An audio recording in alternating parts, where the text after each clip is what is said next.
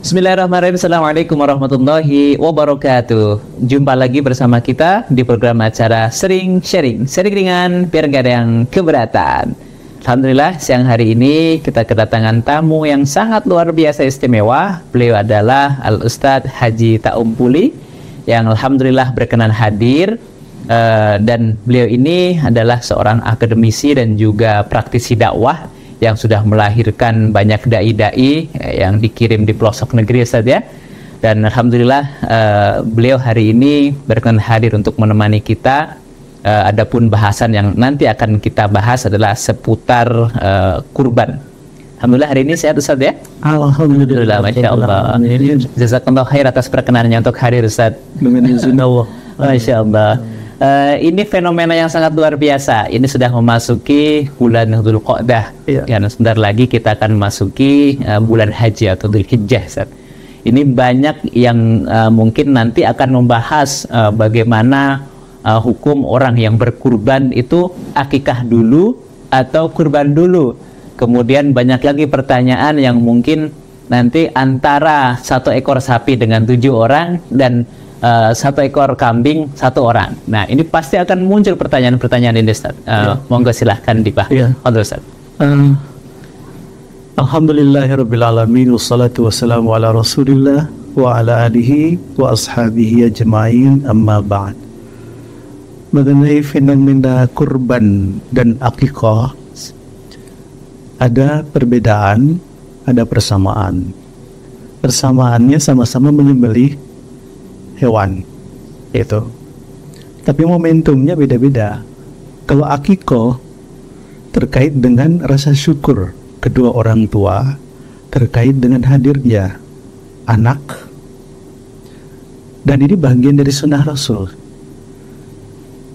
Salah satu titik temu persamaan juga dari segi hukum, karena dua-duanya sunnah muakkadah itu. Sementara akikoh disunahkan oleh Rasulullah SAW dengan pada saat ketika cucu beliau Hasan dan Husain lahir, beliau akikoh, ungkapan rasa syukur karena tidak semua orang setelah menikah langsung punya anak.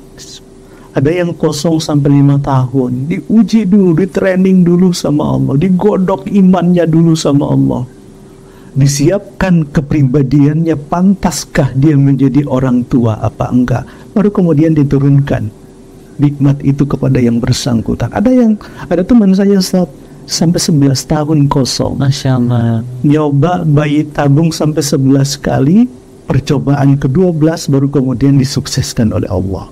Begitu dapat langsung 2 kembar, jadi anaknya 4 dalam 1 tahun. Makanya dari sini kita kemudian, subhanallah, pentingnya syukur ketika lahirnya seorang anak. So kalau nggak syukur dengan menyembelih, pasti kita mencari cara yang lain. Itu. Maka kemudian Allah tahu, Rasul tahu psikologi ini. Ungkapan syukur itu harus pas. Maka kemudian Rasul Shallallahu Alaihi Wasallam mengatakan, al-hulamu murtahanun bi'aqiqatihi tudbah wa anhu fil yawmis sabi' wa yuhlaku ra'sahu wa yusamma. Ketika anakmu lahir, itu seperti rumbuhan, gadai, bayarnya pakai menyembelih akikah. Maka akikah pada mulanya itu menggunting rambut yang dibawa dari lahir. Lalu kemudian berkembang maknanya dalam fikih. Akikah itu sebetulnya menyembelih hewan, kambing, pada saat hari ke-7 kelahiran dari bayi itu. Itu sebabnya yang terpenting dari akikah itu ungkapan rasa syukur. Itu karena petani itu hanya bisa menanam, yang menemukan siapa? Allah. Yang menentukan itu Allah.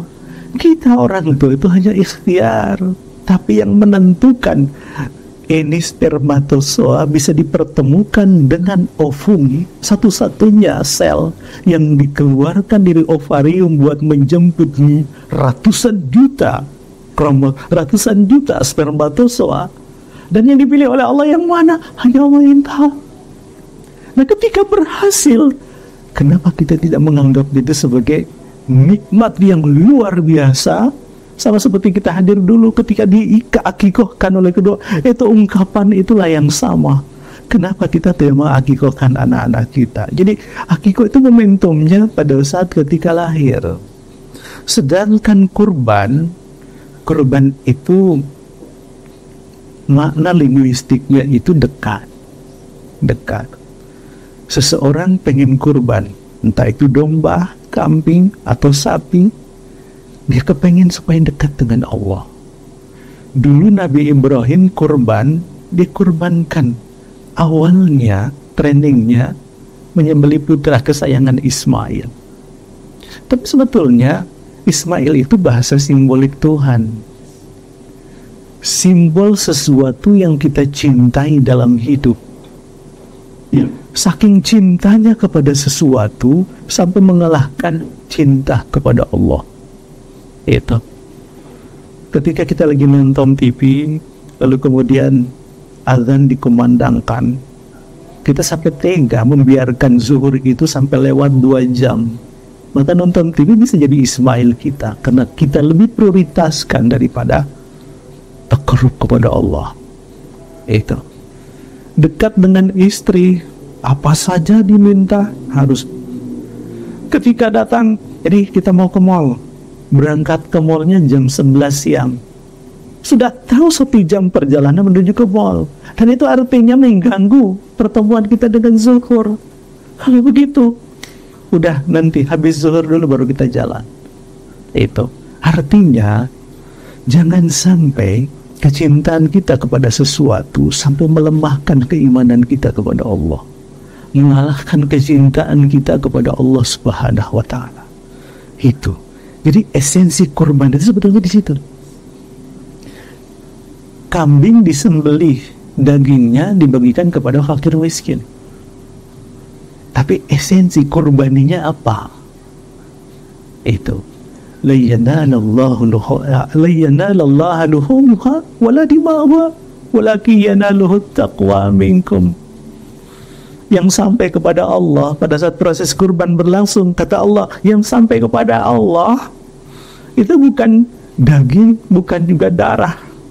Yang sampai kepada Allah itu kemauan moral dirimu untuk mau mengeluarkan hartamu untuk menjadi sapi, untuk menjadi kambing, menjadi domba. Itu yang dinilai oleh Allah. Karena Allah kah sehingga menjadi instrumen dekatnya kepada Allah, atau malah sebaliknya sebagai memburu status sosial, memburu popularitas dan lain sebagainya. Itu yang kita jaga, jangan sampai itu tumbuh dalam kalbu kita. Itu jadi akikoh dan kurban itu beda. Tapi Imam Hanafi mengatakan seseorang kalau sudah akikoh sebetulnya gugur kewajiban untuk semua penyembelihan termasuk akikoh. Itu Imam Hanafi, mazhab Hanafi. Tapi Imam Syafi'i beliau coupling sendiri-sendiri, nggak boleh dipertemukan. Jadi artinya begitu lahir seorang anak, ayo Bismillah akikoh. Dan dia beda dengan kurban karena momentumnya lain-lain, karena itu bagian dari deklarasi kedekatan diri kita dengan Allah Subhanahu wa Ta'ala. Itu sama.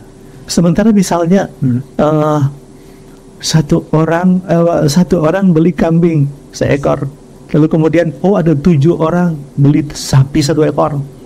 Gimana itu Pak Ustadz? Itu boleh, itu boleh. Salah. Dan di zaman Rasul dilakukan itu. Diceritakan oleh Ibnu Abbas ketika dalam satu perjalanan datang Idul Adha. Itu yang disembeli apa? Yang disembeli unta. Jadi sapi itu dikiaskan dengan unta. Salah. Maka boleh itu. Tapi menurut saya stressingnya bukan situ. Stressingnya itu akankah pendekatan kita ini pendekatan kualitatif atau pendekatan kuantitatif? Gitu. Kalau yang dihitung itu daging, hitung itu kualitatif. Yes. La yanalullah alaikum wala dima'uh walakin yanaluhu taqwa minkum.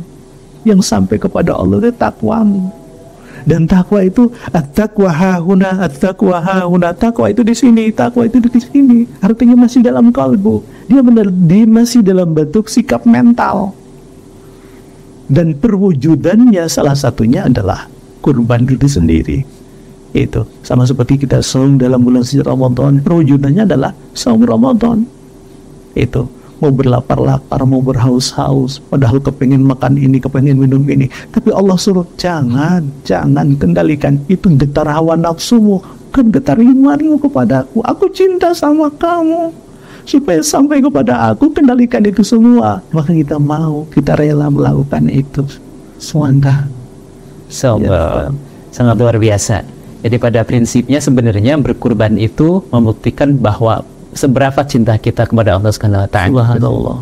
Bahkan kalau sekarang ini yang fenomena di masyarakat itu lebih baik beli tiket konser yang sesuatu daripada untuk berkurban. Ini bagaimana Ustaz kalau Ustaz menanggapi hal seperti ini? Kan fenomena yang sekarang ini banyak terjadi di masyarakat kita. Itu kadang-kadang ketika hadir tuntutan agama, syariat agama, kita berhitung banget, mengkerut dahi kita buat mengkalkulasi itu, mau memutuskan kurban apa enggak. Padahal HP kita 8 juta mau, HP kita 8 juta mau. Padahal kita bisa kurban dengan 3 ekor kambing, dengan 8 juta itu HP bisa. Itu sebabnya cinta itu yang harus ditumbuhkan dalam kalbu. Karena cinta itu yang membuat seseorang pengen mendekat terus. Itu. Kalau cinta itu hampa dalam kalbu, punya sekian banyak amanah dari Allah, semuanya dia punya, rumah, gedung, mobil, sejumlah keluarga, di belakangnya ada kolam renang, di sampingnya ada mini golf, punya deposit bukan saja di dalam negeri tapi juga di luar negeri. Tetapi kalau di dalam kalbu hampa cinta, dia jangankan dia bisa ke London tapi nggak bisa haji. Dia bisa bikin beli konser, beli tiket buat konser. Dia bisa beli ini. Tapi kalau beli ganti mobil ratusan juta mau. Tapi beli sapi 20 juta mulai berpikir. Kalkulasinya itu keringat dingin sampai keluar. Padahal itu semua kata Allah itu dariku tuh, hanya salah nolak karena pengelolaannya itu kalbunya kosong dari nilai-nilai iman, kecintaannya kepada Allah Subhanahu wa Ta'ala. Insyaallah. Masya Allah, sangat luar biasa perbincangan kita hari ini dan bahasan kita hari ini. Jadi dapat kita simpulkan bahwa jangan sampai kita hitung-hitungan sama Allah, karena Allah tidak pernah hitung-hitungan sama kita. Dan ini satu hal yang sangat luar biasa. Kadang-kadang untuk berkurban itu kita merasa rezeki kita kurang. Dan satu hal ini, bukan rezeki kita yang kurang, tetapi rasa syukur kita yang mungkin kurang lapang. Jadi kadang-kadang kita menghitung-hitung rezeki kita seolah-olah sempit, padahal hati kita yang kurang lapang. Baiklah, mudah-mudahan sharing kita pada hari ini senantiasa mendatangkan manfaat dari Allah Subhanahu wa Ta'ala. Tetap pantengin terus, sering sharing ringan biar nggak ada yang keberatan. Assalamualaikum warahmatullahi wabarakatuh. Waalaikumsalam warahmatullahi wabarakatuh.